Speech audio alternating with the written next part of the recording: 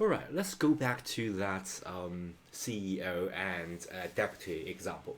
So, for example, you want to say, well, our company is not in a good shape.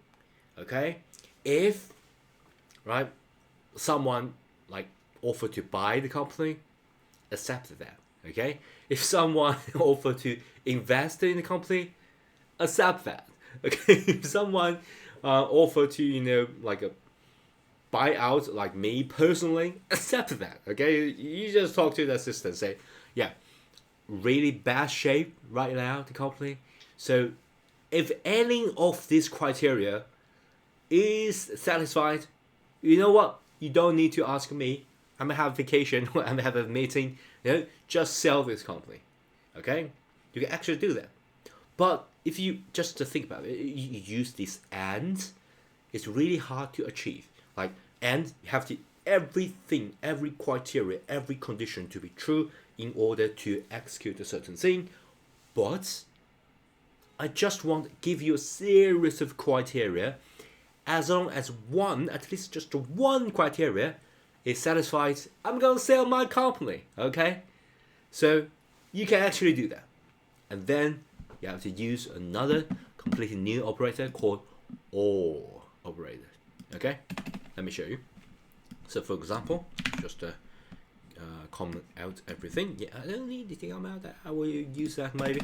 Okay, so for example, if I want to use OR, I'm going to say let's a certain thing, like answer 2 or B.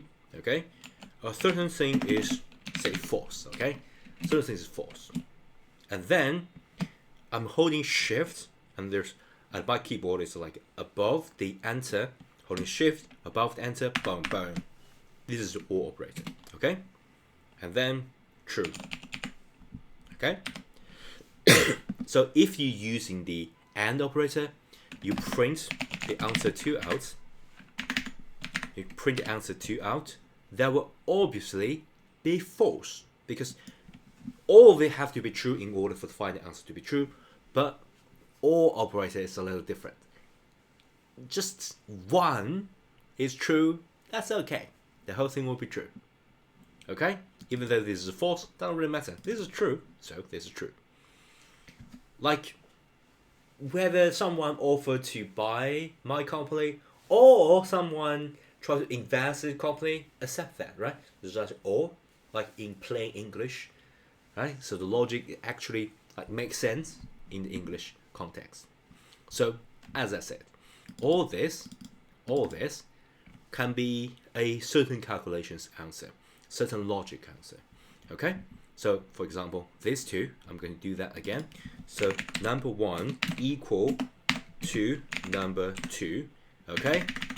Right now is not equal. So what I'm going to do is just play around a little bit. Not equal to, and get the whole result as an answer. Of course it's not equal, so this is true. If I print it again, it should not change, still be true. Okay? Well, still true. Okay?